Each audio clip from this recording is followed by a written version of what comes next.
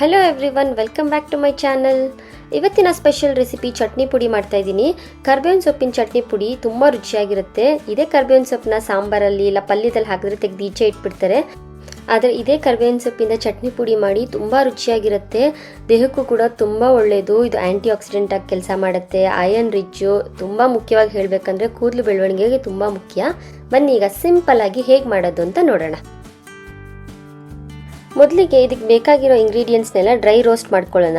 ನಾನಿಲ್ಲಿ 1.5 table spoon ಆಗುವಷ್ಟು ಕಡಲೆಬೇಳೆ, 1.5 ಟೇಬಲ್ ಸ್ಪೂನ್ ಆಗುವಷ್ಟು ಉದ್ದಿನಬೇಳೆ ಎರಡೂ ಸಮ ಪ್ರಮಾಣದಲ್ಲಿ ತೊಗೊಂಡು ಮೀಡಿಯಂ ಫ್ಲೇಮಲ್ಲಿ ಈ ರೀತಿ ಚೆನ್ನಾಗಿ ಡ್ರೈ ರೋಸ್ಟ್ ಮಾಡ್ಕೊಳ್ಳೋಣ. ಅದು ಕೆಂಪಗಾಗಬೇಕು, ಕಪ್ಪಗಾಗಕ್ಕೆ ಬಿಡಬೇಡಿ. ಕಲರ್ ಚೇಂಜ್ ಆಗಬಾರ್ದು ಮಾತ್ರ. ನೋಡಿ, ಇಷ್ಟಾಗಿದ್ರೆ ಸಾಕು. ತುಂಬ ಪರ್ಫೆಕ್ಟಾಗಿ ಆಗಿದೆ. ಇದನ್ನೆಲ್ಲ ಒಂದು ಪ್ಲೇಟಿಗೆ ತೆಗೆದಿಟ್ಕೊಳ್ಳೋಣ. ಈಗ ಅದೇ ಪ್ಯಾನ್ಗೆ 1 ಟೀ ಸ್ಪೂನ್ ಆಗುವಷ್ಟು ಧನಿಯಾ ಕಾಳು ಮತ್ತು 1 ಸ್ಪೂನ್ ಆಗುವಷ್ಟು ಜೀರಿಗೆ, ಇದನ್ನು ಸಹ ಮೀಡಿಯಂ ಫ್ಲೇಮಲ್ಲಿ ಈ ರೀತಿ ಫ್ರೈ ಮಾಡ್ಕೊಳ್ಳೋಣ. ಇದ್ರ ಜೊತೆಗೆ 1 ಸ್ಪೂನ್ ಆಗುವಷ್ಟು ಎಳ್ಳು ಹಾಕ್ಕೊಂಡಿದ್ದೀನಿ.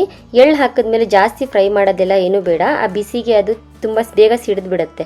ನೋಡಿ, ಇದನ್ನು ಈಗ ಕಡಲೆಬೇಳೆ ಉದ್ದಿನಬೇಳೆ ಪ್ಲೇಟ್ಗೆ ತೆಗೆದಿಟ್ಕೋತಾ ಇದ್ದೀನಿ. ಈಗ ಅದೇ ಪ್ಯಾನ್ಗೆ ಒಂದು 6ರಿಂದ 8 ಆಗುವಷ್ಟು ಬ್ಯಾಡಗಿ ಮೆಣಸಿನ್ಕಾಯಿ, ಇನ್ನೊಂದು 6ರಿಂದ 8 ಆಗುವಷ್ಟು ಗುಂಟೂರು ಮೆಣಸಿನ್ಕಾಯಿ ಹಾಕ್ಕೊಂಡಿದ್ದೀನಿ. ಖಾರ ಮತ್ತು ಕಲರು ಎರಡೂ ಇರುತ್ತೆ. ನಿಮ್ಗೆ ಇನ್ನೊಂದು ಸ್ವಲ್ಪ ಖಾರ ಬೇಕು ಅನ್ಸಿದ್ರೆ ಇನ್ನೊಂದು 2-3 ಮೆಣಸಿನ್ಕಾಯಿ ಜಾಸ್ತಿ ಹಾಕ್ಕೊಬೋದು. ನೋಡಿ, ಈ ರೀತಿ ಎಲ್ಲ ಫ್ರೈ ಮಾಡ್ಕೊಂಡಿದ್ದಾದಮೇಲೆ ಅದೇ ಪ್ಲೇಟ್ಗೆ ಈಗ ತೆಗೆದಿಟ್ಕೊಳ್ಳೋಣ. ಈಗ ಅದೇ ಪ್ಯಾನ್ಗೆ ಕರ್ಬೇವಿನ ಸೊಪ್ಪು ಹಾಕ್ಕೊಂಡು ಸ್ವಲ್ಪ ಡ್ರೈ ರೋಸ್ಟ್ ಮಾಡ್ಕೊಳ್ಳೋಣ. ನಾನಿಲ್ಲಿ 1 ಕಟ್ ಆಗುವಷ್ಟು ಕರ್ಬೇವಿನ ಸೊಪ್ಪನ್ನ ಚೆನ್ನಾಗಿ ತೊಳ್ಕೊಂಡು ಒಂದು ಸ್ವಲ್ಪ ಬಿಸಿಲಲ್ಲಿ ಒಣಗಿಸಿಟ್ಟಿದ್ದೀನಿ. ಅದನ್ನೆಲ್ಲ 2-3 ನಿಮಿಷ ಈ ರೀತಿ ಫ್ರೈ ಮಾಡ್ಕೊಳ್ಳೋಣ. ಇದು ಒಣಗಿಸಿರೋದ್ರಿಂದ ಜಾಸ್ತಿ ಫ್ರೈ ಮಾಡ್ಕೊಳ್ಳೋದೆಲ್ಲ ಏನು ಬೇಡ. ಅಕಸ್ಮಾತ್ ನಿಮ್ಮನ್ನ ಕರ್ಬೇವಿನ ಸೊಪ್ಪಲ್ಲಿ ನೀರಿನ ಅಂಶ ಇದೆ ಅನ್ಸಿದ್ರೆ ಇನ್ನೊಂದು 2-3 ನಿಮಿಷ ಚೆನ್ನಾಗಿ ಫ್ರೈ ಮಾಡ್ಕೊಳ್ಳಿ. ನೋಡಿ, ಇಷ್ಟು ಕ್ರಿಸ್ಪಿ ಆದರೆ ಸಾಕು. ಈಗ ಇದನ್ನು ಅದೇ ಪ್ಲೇಟಲ್ಲೇ ತೆಗೆದಿಟ್ಕೊಂಡಿರೋಣ. ಈಗ ಲಾಸ್ಟಲ್ಲಿ ಅದೇ ಪ್ಯಾನ್ಗೆ ನಾನಿಲ್ಲಿ 1/4 ಕಪ್ ಆಗುವಷ್ಟು ಕೊಬ್ಬರಿ ತುರಿನ ಹಾಕ್ಕೊಂಡಿದ್ದೀನಿ. ನಾನಿಲ್ಲಿ ಡೆಸಿಕೇಟೆಡ್ ಕೊಕೊನಟ್ ಪೌಡರ್ ಯೂಸ್ ಮಾಡ್ತಾ ಇದ್ದೀನಿ. ನೀವು ಅರ್ಧ ಹೋಳಾಗೋಷ್ಟು ಕೊಬ್ಬರಿನ ತುರಿದು ಈ ರೀತಿ ಸ್ವಲ್ಪ ಬೆಚ್ಚಗೆ ಮಾಡಿಕೊಂಡ್ರೆ ಸಾಕು. ತುಂಬ ಫ್ರೈ ಎಲ್ಲ ಮಾಡೋದು ಬೇಡ. ಮತ್ತು ಇಲ್ಲಿ ಒಂದು ಸ್ವಲ್ಪ ಆಗುವಷ್ಟು ಹುಣಸೆಹಣ್ಣು, ನೋಡಿ ಹುಣಸೆಹಣ್ಣು ಸ್ವಲ್ಪ ಜಾಸ್ತಿ ತೊಗೊಂಡಿದ್ದೀನಿ. ಅದನ್ನು ಸಹ ಇದಕ್ಕೆ ಬೆಚ್ಚಗೆ ಮಾಡಿಕೊಂಡ್ರೆ ಸಾಕು. ಈಗ ಮಾಡ್ಕೊಂಡಿರೋದನ್ನೆಲ್ಲ ಕರಿಬೇವಿನ ಸೊಪ್ಪು, ಕಡಲೆಬೇಳೆ, ಉದ್ದಿನಬೇಳೆ ಎಲ್ಲ ಇಟ್ಕೊಂಡಿದ್ದೀವಲ್ಲ, ಅದೇ ಪ್ಲೇಟಿಗೆ ಹಾಕ್ಕೊಂಡು ತಣ್ಣಗಾಗಕ್ಕೆ ಇಡೋಣ. ಲಾಸ್ಟಲ್ಲಿ ಇದಕ್ಕೆ ಒಂದು ಸ್ವಲ್ಪ ಆಗುವಷ್ಟು ಇಂಗು ಮತ್ತೊಂದು ಮುಕ್ಕಾಲು ಸ್ಪೂನ್ ಆಗುವಷ್ಟು ಉಪ್ಪು ಸ್ವಲ್ಪ ನಿಮ್ಗೆ ಇನ್ನೊಂದು ಸ್ವಲ್ಪ ಬೇಕನ್ಸಿದ್ರೆ ಆಮೇಲೆ ರುಚಿ ನೋಡಿ ಹಾಕ್ಕೊಬೋದು.